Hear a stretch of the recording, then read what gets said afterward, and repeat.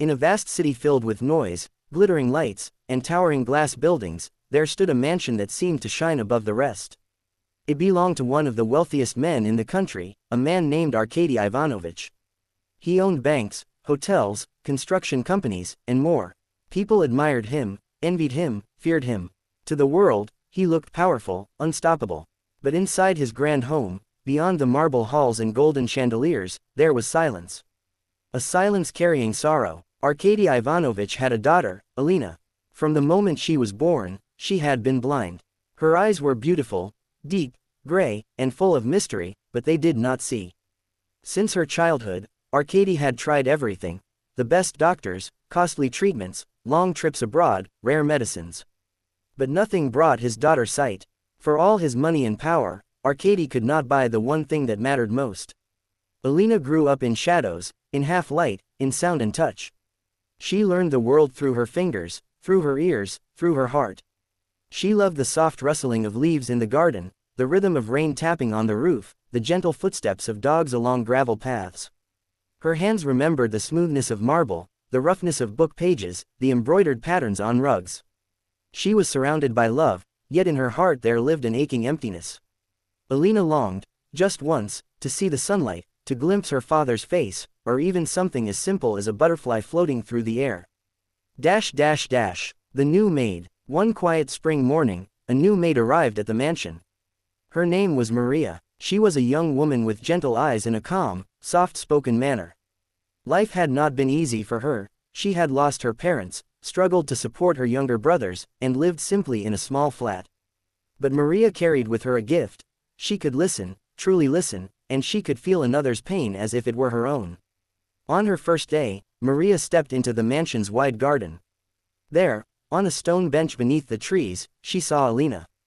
The girl sat with her knees drawn up, humming a quiet tune.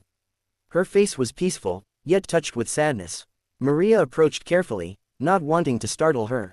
"Good morning," she said gently. "I'm Maria, your new helper." Alina turned her head toward the sound of her voice and smiled. "Good morning. I can't see you, but I can hear you. And your voice, it's kind." From that moment, a bond began to form.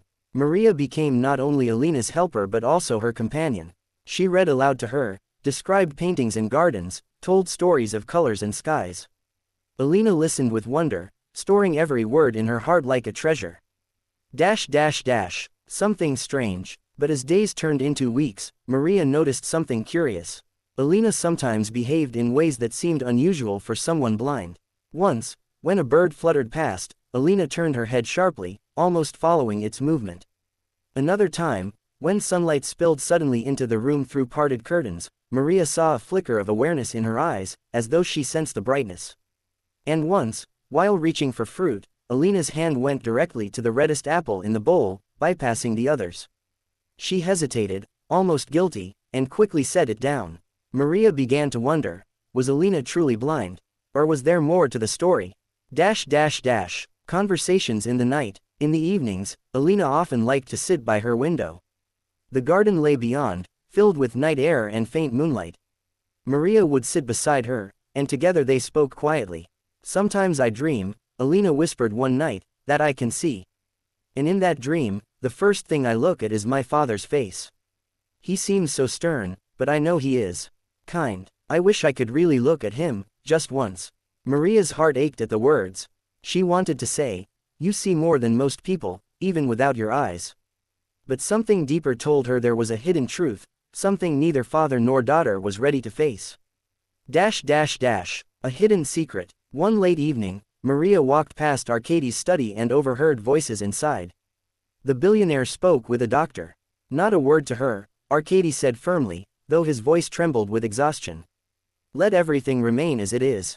Maria froze. What did he mean? Remain as it is? Could it be that Alina's blindness was not as absolute as everyone believed?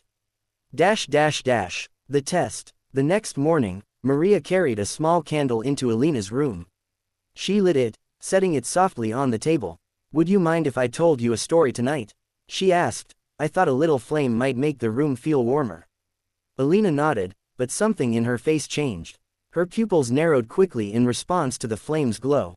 Maria caught her breath. She leaned closer and whispered, "Alina, you can see the light, can't you?" Alina froze. Her hands began to shake. "Please," she whispered, "don't tell anyone." "Why?" Maria asked gently. Tears welled in the girl's eyes. "Because if father knows, he'll take me back to hospitals, to endless treatments. I can see shapes, shadows, sometimes even outlines. But I'm afraid of losing it again. Afraid of giving him hope, and then failing. The father's burden." Maria struggled with her discovery. She understood Alina's fear, yet she also knew Arkady carried a secret of his own. That night, she went to his study. He looked up from his desk, weary, his face no longer that of a billionaire but of a tired, worried father. "Arkady Ivanovich," Maria began softly, "there's something I must tell you." He lifted his hand, stopping her. "I already know," he said quietly. "You've noticed her eyes, haven't you?" Maria nodded. Arkady's gaze dropped to the floor. "Years ago, she had surgery. It worked, partially. Some vision returned, but I begged the doctors to keep it quiet. I thought, if she believed she was blind, she would be spared disappointment. If a miracle came, I would tell her. But I was too afraid. Afraid she would suffer again."